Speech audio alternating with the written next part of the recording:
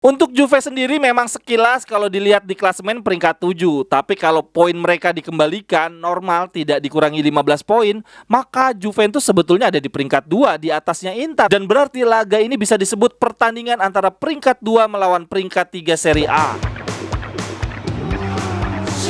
Cerewetan ceking kita, nyerewetin apa aja. Teman-teman yang sedang kalian saksikan saat ini adalah Cerewetin Inter. Apa kabar teman-teman semua? Selamat berakhir pekan. Dini hari nanti, jam 2.45 waktu Indonesia bagian Barat, kita akan menjamu tim Plus Valenza, Juventus. Kita cerewetin live bareng-bareng ya teman-teman. Gue juga bikin giveaway berhadiah jersey yang disponsori oleh Tekno Sports. Caranya mudah banget, cukup dengan menebak skor akhir Inter lawan Juventus. Untuk informasi lebih lengkapnya silakan lihat di Instagram gue @cekinggita. Partai dini hari nanti, Inter lawan Juventus menurut gue adalah big match yang pincang ya. Karena baik Inter maupun Juventus akan kehilangan beberapa pilar. Dari Inter tidak ada Skriniar, tidak ada Bastoni, tidak ada Gosens, absen karena cedera. Dan semuanya adalah pemain belakang. Menurut gua ini adalah kehilangan yang sangat amat besar bagi Inter karena Bastoni dan Skriniar adalah pilar utama nyaris tidak tergantikan di musim ini. Sedangkan untuk Gosens menurut gua tidak akan terlalu berdampak banyak. Tapi masalahnya karena kebetulan lini belakang kita lagi banyak absen, kehilangan Gosens akan membuat tugas Darmian semakin banyak. Dia sudah pasti akan menjadi pengganti Skriniar di center back kanan.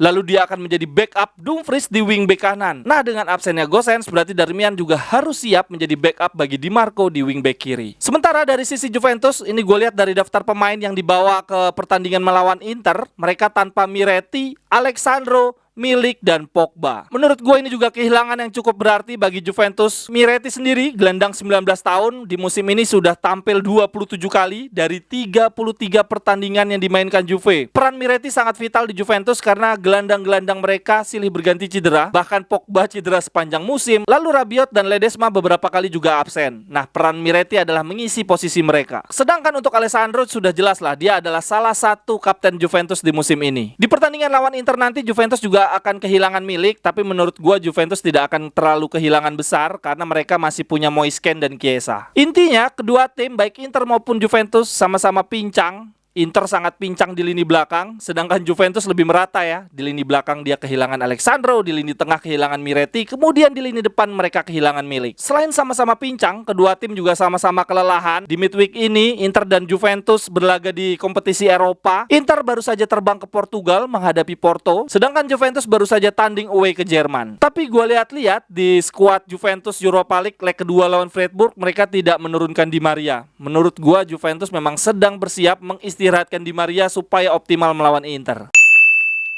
Bagi teman-teman yang usahanya, yang bisnisnya mau gue promosiin, silakan hubungi kontak gue yang ada di kolom deskripsi. Ada 3 cara untuk promosi di YouTube gue. Cara yang pertama akan gue ulas secara langsung. Minumannya enak banget, bisa langsung beli di Instagram. Jersey bolanya juga bagus, bisa langsung dibeli di Facebook. Lalu cara yang kedua, teman-teman bisa kirim produknya ke rumah gua. Nanti gua akan pajang sebagai display di meja seperti ini. Dan kemudian cara yang ketiga, silakan teman-teman kirimkan gambar atau video pendek ke gua. Nanti gua akan tampilkan di tablet seperti ini. Terima kasih teman-teman.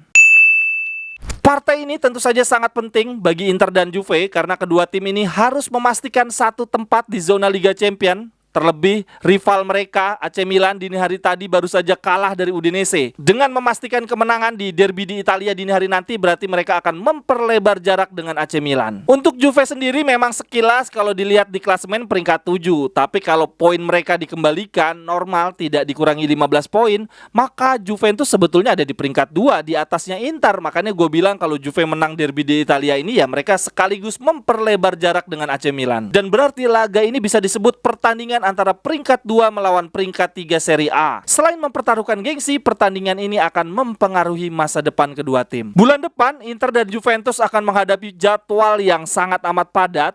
mereka akan tanding di Serie A, kemudian di kompetisi Eropa, dan tidak boleh lupa Inter dan Juventus akan saling bertemu di semifinal Coppa Italia. Jadi bulan depan akan sangat amat padat. Potensi untuk tergelincir sangat besar. Oleh karenanya di bulan Maret ini harusnya baik Inter maupun Juventus tidak boleh kehilangan poin. Dan berhubung bulan depan Inter Juventus akan bertemu 2 kali ya di semifinal Coppa Italia home and away, berarti pertandingan dini hari nanti bisa dikatakan sebagai pemanasan atau pondasi sekaligus modal awal kepercayaan diri mereka sebelum menghadapi laga semifinal Coppa Italia bulan depan yang tekanannya pasti jauh lebih tinggi. Di Juventus pemain yang berbahaya menurut gua jelas banget Di Maria, mental dan skillnya world class banget. Lalu ada Chiesa yang sudah kembali dari cedera, tetapi Allegri di paruh kedua musim ini lebih memanfaatkan Chiesa sebagai super sub, masuk di babak kedua dari bangku cadangan dengan kakinya yang sangat fresh lalu mengobrak-abrik pertahanan lawan yang sudah kelelahan. Sedangkan dari Inter kekuatannya ada di lini tengah, Mkhitaryan, Calhanoglu dan Barella sangat amat cair. Kelebihan dari mereka bertiga adalah bisa saling mengisi posisi satu sama lain sehingga tidak bisa ditebak oleh musuh. Lalu di babak kedua Inter juga masih punya Brozovic sehingga determinasi dari lini tengah terjaga konsisten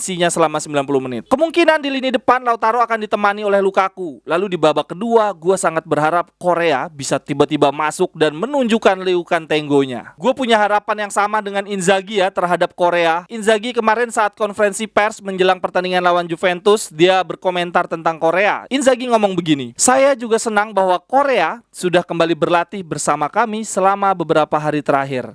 Kami membutuhkan bantuan dari semua orang di periode terakhir musim ini." Itu betul banget, gue setuju banget sama Inzaghi. Sebenci-bencinya gue sama Korea, sama Dumfries ataupun Gagliardini, tapi gue sangat berharap mereka bertiga bisa menunjukkan performa terbaiknya di fase akhir musim ini. Karena kalau kita bermimpi bisa finish top 4 di Liga, kemudian bisa menjuarai Coppa Italia, dan melaju sejauh mungkin di Liga Champion, berarti letak kunci dari kesuksesan Inter bukan dari pemain utamanya ya, justru dari pemain-pemain backup. Karena kalau pemain backup kita bisa step up ya, bisa ujuk gigi ya sudah, kita lebih tenang dalam hal membagi energi, dalam hal rotasi supaya bisa konsisten di 3 kompetisi berbeda. Gue gak berharap muluk-muluk untuk Korea, Dumfries atau Gagliardini. Setidaknya mereka bisa mencapai performa seperti Lukaku lah minimal. Menurut gue teman-teman, Lukaku walaupun belum optimal banget, belum ada di puncak performanya, tapi setidaknya perlahan Lukaku mulai menunjukkan kontribusi ya, sedikit demi sedikit. Dari stamina dan menit bermain, Lukaku sudah sangat improve, sudah bisa diandalkan main 60 menit lebih, dan bahkan Lukaku sudah mulai mencetak gol walaupun belum rutin. Nah begitu juga dengan Korea, Dumfries dan Gagliardini ya. Gue gak berharap mereka terus-terusan tampil bagus. Setidaknya ketika dipasang bisa tampil lumayan. Ya contohnya seperti Dumfries ketika lawan Porto kemarin, bisa melakukan penyelamatan di garis gawang dan melorotin celana musuh. Menurut gue itu performa keren sih. Sekian dulu untuk Cerewetin Inter hari ini teman-teman. Silakan ikutan tebak skor di Instagram gue,